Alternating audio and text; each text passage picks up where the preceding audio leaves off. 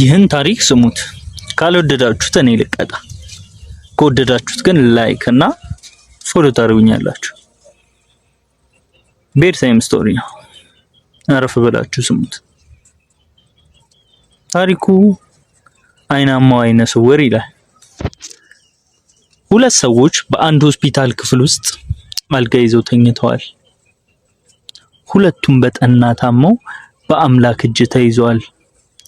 አንደኛው ሳምባው የቋጠረውን ውሃ ለማድረቅ ሲባል ለሰዓታት ያህል አልጋው ላይ ቁጭ እንዲል ይደረጋል ከመስኮት አጠገብ። ሌላኛው ህመምተኛ ደግሞ በተቃራኒው ለሰዓታት በጀርባው እንዲተኛ ይደረጋል።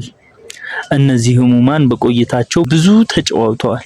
ስለ ቤተሰቦቻቸው፣ ስለ ኑሯቸው፣ በወታደር ቤት ስለሰጡት አገልግሎት፣ የእረፍት ጊዜያቸውን የት እንዳሳለፉ ወዘተ ብዙ አውርተዋል። ከመስኮት አጠገብ ያለው ህመምተኛ ቁጭ በሚልበት ሰዓት ወደ ውጭ እየተመለከተ ሁሉን ነገር በጀርባው ለተኛው ሰው ይገልጽለታል። በሚያማምሩ ዛፎች የተከበበ ሐይቅ ይታየኛል። በሐይቁ ላይ ዳክዬዎች ይዋኛሉ።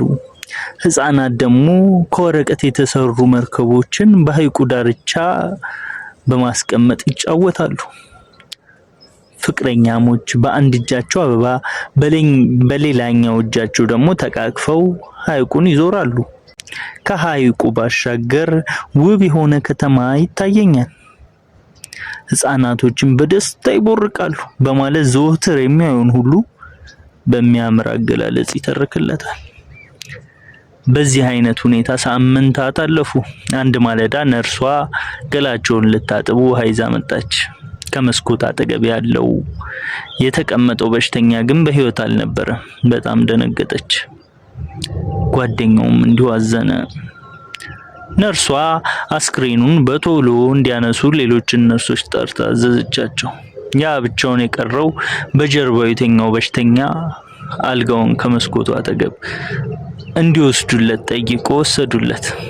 ሟች የነገረውን በሙሉ በመስኮት ለማየት በጣም ቸኩሏል። ቀና ብሎም ወደ ውጪ ተመለከተ። ከመስኮቱ በሻገር ያለው ጥቁር ቀለም የተቀባ ግድግዳ ብቻ ነው። ደነገጠ። ምን ሆንክ አለችው ነርሷ። ሰውየው ብዙ አስደሳች ነገሮችን በዚህ መስኮት አሻግሮ ይመለከት ነበር አላት።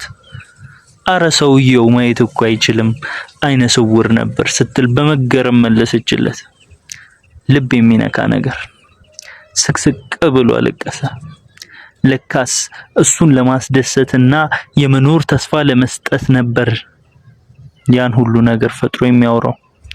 አንዱን ለማጠንከር ወይም ለማበርታት የኛ ጥንካሬና ብርታት አስፈላጊ ነው። ለሰዎች ደግ ነገር በማድረግ የተጨነቀን አይምሮን እረፍት እንስጠው። የሚገርም ጽሑፍ ነው። ይህን ሰምታችሁ ፎሎም ላይክም ማድረግ አይቻልም። አመሰግናለሁ።